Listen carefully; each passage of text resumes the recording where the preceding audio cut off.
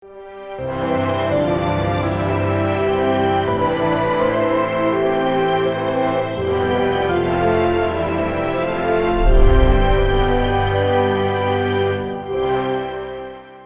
역설의 신앙 시리즈 15번째 시간입니다.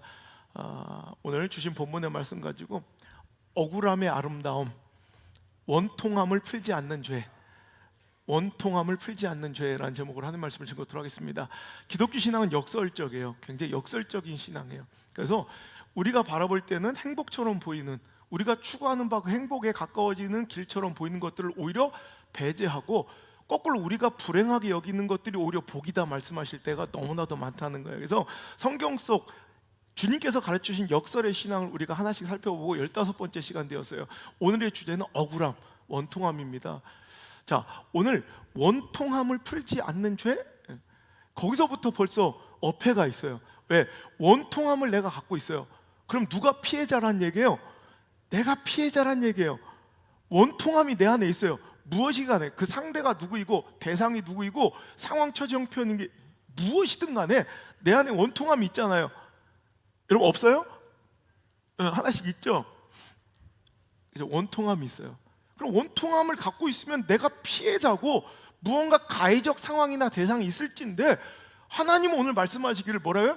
원통함을 풀지 않는 건 네 죄다라고 말씀하세요. 역설이죠. 자, 그 사람이 어떤 법의 지배를 받는지 보면 그 사람이 어느 나라 국민이고 그 사람이 지금 삶이 어느 공간 안에, 영역 안에 있는지를 우리가 알 수 있어요. 자, 영토가 뭐예요? 그 나라의 공권력과 법제, 그 법의 힘이 미치는 영역이 영토예요. 그러니까 그 영토 안에 들어가면 그 나라 법을 따라야 돼요. 그럼 묻습니다. 당신은 어느 나라 사람입니까? 라는 거예요. 물론 대한민국이지만 자, 우리는 하나님 나라의 시민들인 줄 믿습니다. 당신은 그 삶이 어떤 통치를 받고 있습니다. 어떤 통치하에 살고 있습니까? 당신의 주권자는 누구이며 당신의 삶의 통수권자는 누구입니까? 우리는 하나님인 줄 믿습니다. 그래서 우리는 그분을 로드, 주인이라고, 왕이라고 부르잖아요. 그죠? 우리는 그분의 통치와 그분의 영향력 아래에 있는 거예요. 그분의 나라, 하나님 나라 안에 살고 있다면 우리는 당연히 싫든 좋든 내 기준에 맞든 안 맞든 내 감정과 관계에 이것이 부합하든 안 하든 상관없어요. 그 나라 국민이라면 그 나라 법을, 그분의 통치 안에 있다면 그분의 통치를 받는 것이 당연한 거예요. 우리는 하나님 나라에 속하였고 다행히도 그분이 나의 인생의 주권자임을 믿습니까? 그렇다면 내 기준은 필요 없어요. 내 감정은 필요 없어요. 그분의 뜻이 법이요, 그것이 기준이 되어야 할 줄 믿습니다. 내 감정이 아니라, 내 상황이 아니라, 내 형편이 아니라 하나님이 기준이고 그 말씀과 그 법이 우리의 모든 삶의 선택과 결정을 우리가 기준하고 좌우한다는 거죠. 내가 껌을 좋아하고 안 좋아하고의 기호의 차이는 없어. 그거 필요 없어. 싱가포르에 가면 껌을 안 씹어야 되는 것처럼 내 기준, 내 감정, 내 취향 상관없어요. 하나님 나라 안에 그분의 통치 아래 있다면 우리는 그분의 법을 따라야 돼. 그 말씀이 우리의 삶의 기준이에요. 우린 belong to Christ, 예수님 안에 있는 자들이에요. 그분을 또 Lord, 주님이라고, 주인님이라고 부르는 자들이라면 우리는 그분의 말씀이 우리 삶의 모든 결정권을 가지고 있고 우리의 기준이 되어야 할 줄 믿습니다. 그 기준대로 오늘 말씀을 읽어보면, 자, 디모데후서 3장 3절에 무정하며 원통함을 풀지 아니한대요.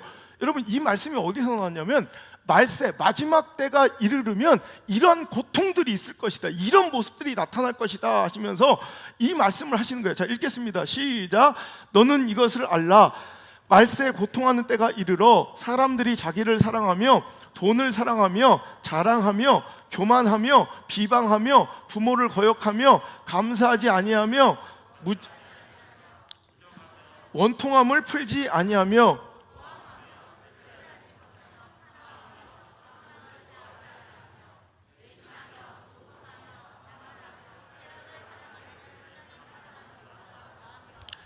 경건의 모양은 있으나 경건의 능력을 부인한 이 같은 자에게서 내가 돌아서라. 자, 오늘 여기서 나오는 표본들은, 여기서 나오는 행태들은 마지막 때 일어날 사람들 안에 내적인 이런 사람들 안에 잘못된 열매들이라는 거예요. 마지막 때가 이르면 이런 것으로 분별하면 된다는 거예요. 이런 것들을 조심하면 된다는 거예요. 마지막 때가 이르면 이렇게 될 것이라는 거예요. 그러면서 우리가 다른 것들은 좀 이해가 돼요. 뭐 돈을 더 사랑하고 뭐 자랑하고 교만하고 비방, 부모 거역하고 감사하지 않냐고 거룩하지 않, 이건 다 죄라는 걸 우리가 알아. 그런데 무정하며 원통함을 풀지 않으면, 원통함을 풀지 않는 것도, 이것도 우리가 돌아서야 될 경건치 않는, 경건의 능력을 부인한 사람들의 모습 중 하나라는 거 의아하지 않습니까? 마지막 때가 이르면 사람들은 돈을 사랑하기도 하지만 자기를 너무 사랑해. 자기애와 집착이 강해져. 여러분, 이걸 보면 정말로 이 때가 마지막 때인 것 같아요. 자기를 사랑하면서 근원된 아주 나쁜 못된 열매가 바로 원통함을 풀지 않는 거예요. 순전히 자기 기준이거든. 원통함은 순전히 자기 감정이거든. 그러니까 오늘 여러분, 원통함도 죄다.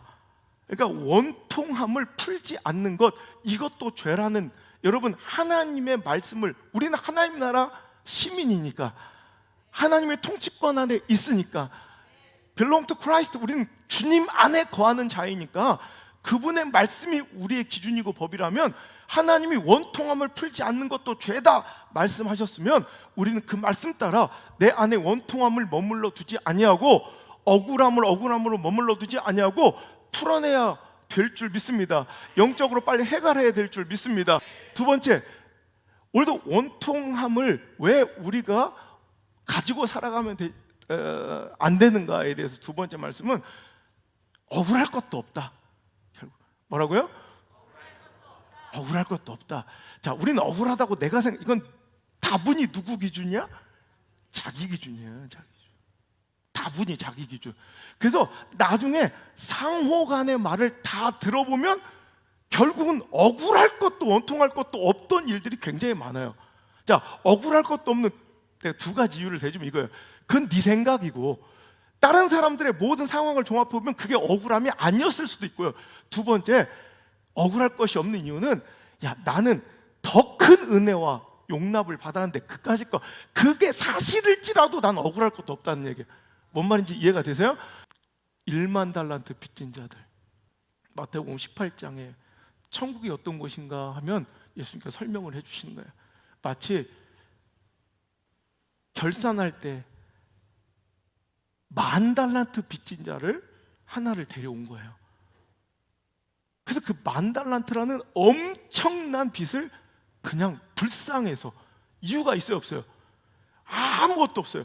그냥 불쌍해서 그냥 탕감해 주었어요. 이게 우리인 줄 믿습니다. 그랬더니 그 1만 달란트라는 어마어마한 빚을 탕감받은 자가 바깥에 나갔다가 공교롭게 누굴 만난 거야? 자기한테 100데나리온 빚진 자를 만난 거예요. 평생 갚아도 갚을 수 없는 어마어마한 빚을 1만 달란트를 제거해 줬더니, 탕감해 줬더니 겨우 나한테 얼마 빚진 자를 용서하지 못한 거예요? 100데나리온, 100일치 품삯을 그는 용납하지 못하고 멱살을 잡고 감옥에 가둔 사실을 그 주인 임금이 알게 된 거예요. 그래서 그를 당장 데려오라고 해서, 내가 널 1만 달란트 갚을 수 없는 것을 모든 것을 팔아도 갚을 수 없는 것을 탕감해 줬건만 넌 겨우 100데나리온 빚진 자도 용서하지 못해? 하면서 그 예화의 결론이 먼저, 천국이 바로 이런 거래요. 예수님께서 하신 말씀이에요. 자, 마태복음 18장 23절 시작. 그러므로 천국은 그 종들과 결산하려 하는 어떤 임금과 같으니 블라블라블라, 내용이 쭉 나와요. 지금 제가 설명한 그 내용이에요. 그리고 마지막 이거의 결론이 35절 시작. 너희가 각각 마음으로부터 형제를 용서하지 아니하면 나의 하늘 아버지께서도 너에게 이와 같이 하시리라. 이게 결론이에요, 이 예화에. 우리는 이 예화만 단편적으로 알지 예수님이 진짜 하시려는 결론을 잊어버리고 있다고. 결론은 뭐예요? 너도 이와 같다는 거예요. 10,000달란트의 빚을 탕감해준, 우리는 구원받을 수 없는 원수요 대적이고 정말로 하나님께 범죄한 자들인데, 오늘도 하나님께서는 그 죄를 탕감해 주시고 너에게 천국을 선물해 주셨는데, 우리가 삶 속에서 벌어진 작은 용납 못할 그 일에도 흥분하고 100데나리온을 용납하지 못하면 너도 하늘에 계신 하나님 아버지께서 너희도 용서하지 않겠다라는 거예요. 다시 감옥에 갇힌 이 사람처럼. 여러분, 우리는 너무나도 큰 은혜를 받은 자들이에요. 그러니 그 정도 100데나리온이 그게 잘했다는 게 아니라 100데나리온 갚아야지. 왜 안 갚아? 그건 여러분 상황적으로 보면 맞는 건데, 명분으로 보면 맞는 건데, 그게 잘못이 아니라 우리 안에는 더 큰 은혜가, 더 큰 용납받음이, 더 큰 긍휼함과 사랑을 입은 경험이 있기에 그 정도는 억울할 것도 아니라는 말이에요. 세 번째로, 우리에게 원통함을 왜 머물게 해서는 안 되는가? 원통함은 하나님을 불신하는 죄입니다. 뭐라고요? 하나님을 불신한 죄. 여러분, 원통함과 억울함은요, 하나님의 공의에 대한 불신과 연결이 돼요. 하나님 믿으시죠? 정말이에요? 옛날 하나님? 모세의 하나님? 다윗의 하나님 믿으신 거예요? 아니죠. 오늘도 그 하나님이 우리 가운데 시퍼렇게 살아 계셔서 역사하신 줄 믿으시죠? 그렇다면 맡기셔야죠. 그분의 판결을, 그분의 재판을, 그분의 선택을, 그분의 결정을, 그분의 공의로우심을 믿어야 된다는 거예요. 여러분, 우리는 기다릴 줄 알아야 돼요. 하나님의 공의로우심 판결에 우리의 모든 삶을 맡기고 하나님의 때, 하나님이 하실 때까지 참고 기다린 것이 그리스도인의 삶이고 신앙인의 자세지, 내가 뭔가를 하려는 그 시도 자체가 아무리 억울함이 크고 원통함이 커도 그건 시도 자체가 잘못된 범법, 영적인 범법 행위임을 믿으시고 오늘 하나님의 공의로우심을, 그 재판을 믿고 기다릴지어다. 야고보서 4장 12절 성경 말씀으로 대언함. 시작. 입법자와 재판관은 오직 한 분이시니 능히 구원하기도 하시며 멸하기도 하시느니라. 너는 누구이기에 이웃을? 여러분 보세요.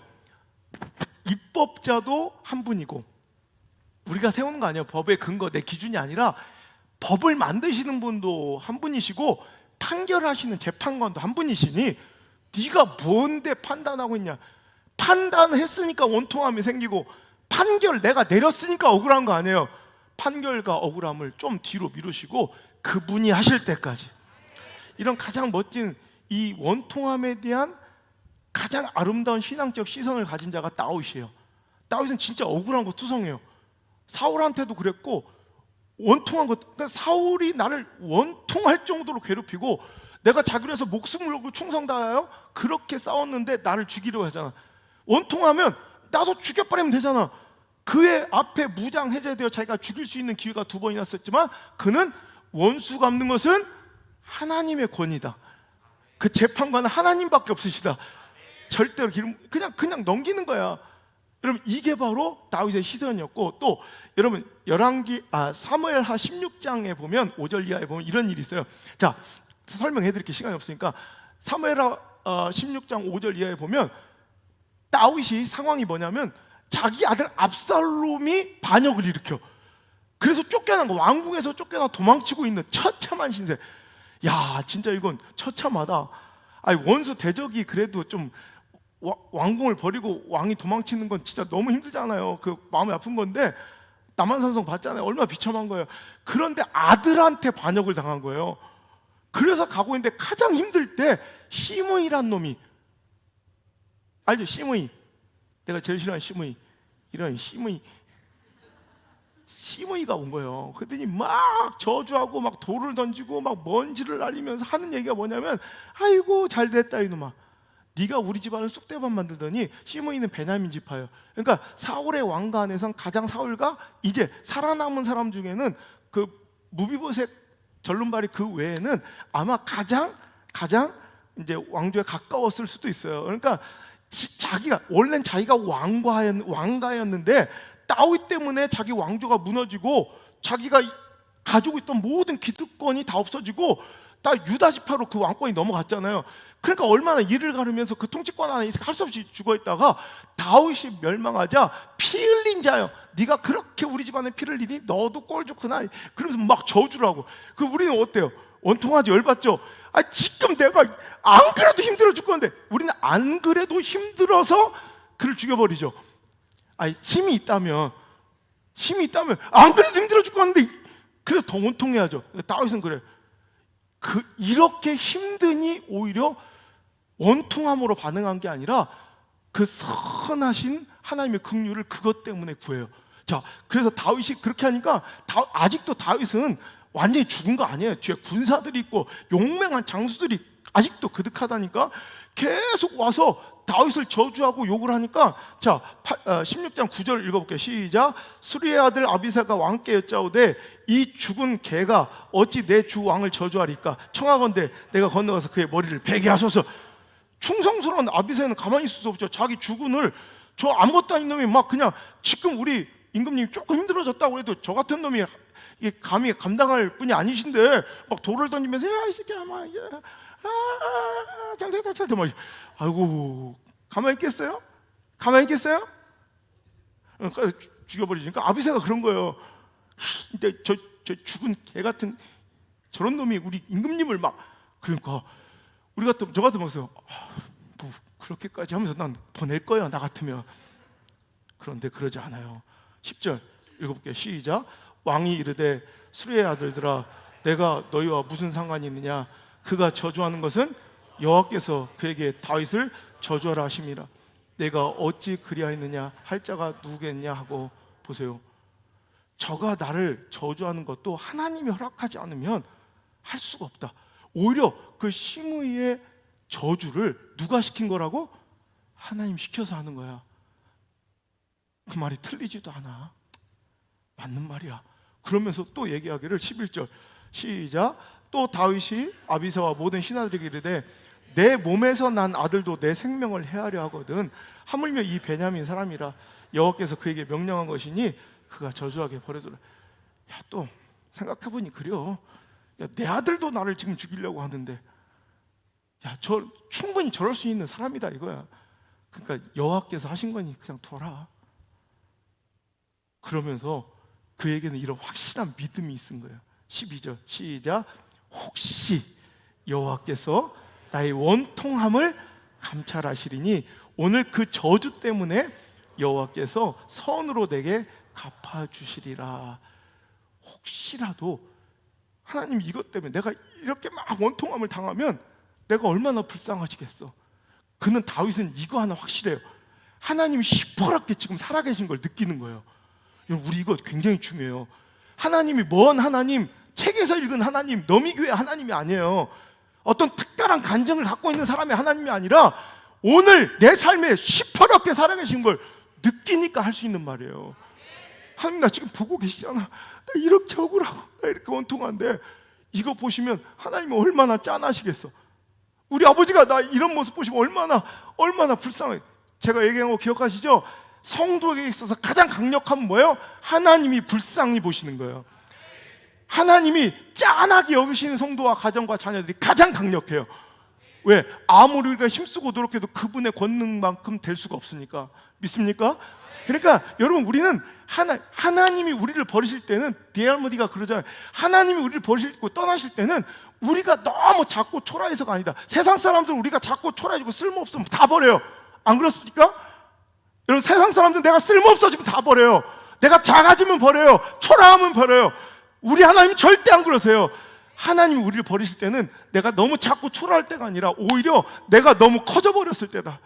하나님이 필요 없을 만큼 교회가 커져버리고 물질이 많고 안락하고 평안하면 하나님 우리를 떠나신다는 거예요.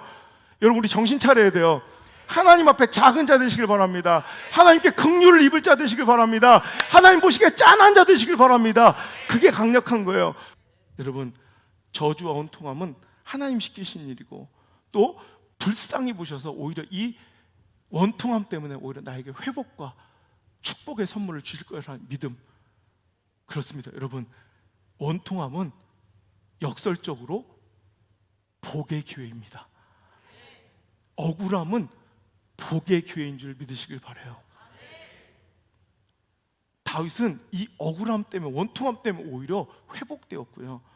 여러분 성경에도 수도 없이 네가 억울한 일을 당할 때 그것을 잘 참고 견디면 오히려 하나님께서 복으로 대갚아 주시는 약속이 너무나도 많이 나와 있어요. 잠언서 25장 21절 22절 시작. 내 원수가 배고파하거든 음식을 먹이고 목말라하거든 물을 마시게 하라. 그리하는 것은 핀 숯을 그의 머리에 놓는 것과 일반이요 여호와께서 너에게 갚아주시리라. 원수가 힘들 때 이놈 잘됐다 이렇게 하지 말고 오히려 그들을 도와주래요. 그럼 그들은 머리에 숯을 올리는 것처럼 막 낯이 뜨거워지고 얼마나 그게 형벌이라는 거예요. 그게 얼마나 수치도 얼마나 부끄럽고 얼마나 민망하겠어. 그게 형벌이요. 거기다가 네가 그렇게 한 것은 하나님께서 너에게 갚아주시겠다. 하나님 믿으시죠? 이 약속을 믿는 게 믿는 거예요. 베드로전서 3장 8절 9절 억울함이 얼마나 아름답고 복인가. 시작. 마지막으로 말하노니 너희가 다 마음을 같이하여 동정하며 형제를 사랑하며 불쌍히 여기고 겸손하며 악을 악으로 욕을 욕으로 갚지 말고 도리어 복을 빌라. 이를 위하여 내가 부르심을 받았으니 이는 복을 이어받게 하려 하심이라. 아멘. 억울한 사람 있으면 악을 악으로 갚지 말고 욕을 욕으로 갚지 말고 오늘도 복을 빌어주면, 원통을 풀어버리면, 긍휼히 여기면 하나님, 우린 이게 사명이에요. 너희는 이것을 위하여 너희가 부르심을 얻었대. 그러니까 예수 믿는 자는 이게 사명이에요.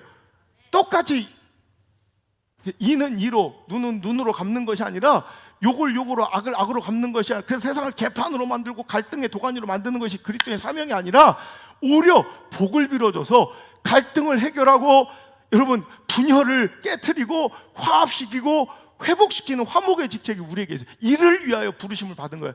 여러분이 가서 가정에서 화목을 이루시길 바라요. 여러분이 공동체에서 화목을 이루시길 바라요. 여러분이 있는 곳에 갈등을 메우는 가교의 역할을 하시길 바라고, 깊은 관계 상처의 골을 여러분 메워주는 후시딘 같은 치료제가 바로 당신이길 하나님께서 원하시고, 그것이 곧 복을 너희가 계속 이어서 복이 끊기는 집안이 아니라 복이 이어서 계속 이어가려면 여러분 억울함이 생겨야 돼. 오히려 억울함은 기회예요. 오늘도 복을 이어받기 위한, 복을 내 자녀들에게 물려주기 위한, 내가 얻는 이것이 내가 최고의 전성기가 아니라 하나님께서 더 큰 축복을 나에게 주실 수 있는 기회가 되는 거예요. 나 억울함을 기다려요. 그래서 억울한 거 하나 획득, 원통함 플러스 2 획득, 이것을 통해서 복은 확장될 것을 저는 믿기 때문에. 왜? 하나님은 절대로 거짓말하지 않으세요. 변개치 않으세요. 여러분 유명한 하나님의 예수님 말씀 마태복음 7장 1절 2절 비판받지 않으려고는 비판하지 말고 너희가 비판한 것은 그 비판으로 너희가 비판을 받을 것이요 너희가 헤아리는 그 헤아림으로 너희가 헤아림도 받을 것이다. 여러분 우리가 원통함을 풀고 뭔가 헤아려 주는 것은 소비가 아니라 투자예요. 이렇게 이해하시면 편해요. 내가 헤아려 주는 건 없어지는 소비가 아니라 거룩한 투자예요. 헤아림을. 여러분 통장에 잔고가 쌓이면 좋아 안 좋아요? 또 나만 좋아? 그럼 싹 다 망하고 통장이 다 마이너스가 되든지. 통장 쌓이면 좋죠? 좋잖아요. 헤아림도 쌓아가셔야 돼요. 용서도 쌓아놓으셔야 돼요. 긍휼도 쌓아놓으셔야 돼요. 여러분 저축은 쌓아놓는 게 목적이 아니라 나중에 필요할 때 쓰는 게 목적이에요. 헤아림도 마찬가지예요. 당신이 필요할 때가 와. 하나님 반드시 잊지 않고 갚아주신다는 거예요. 헤아림을 쌓아놓으면. 여러분 은행 믿으니까 저축하죠.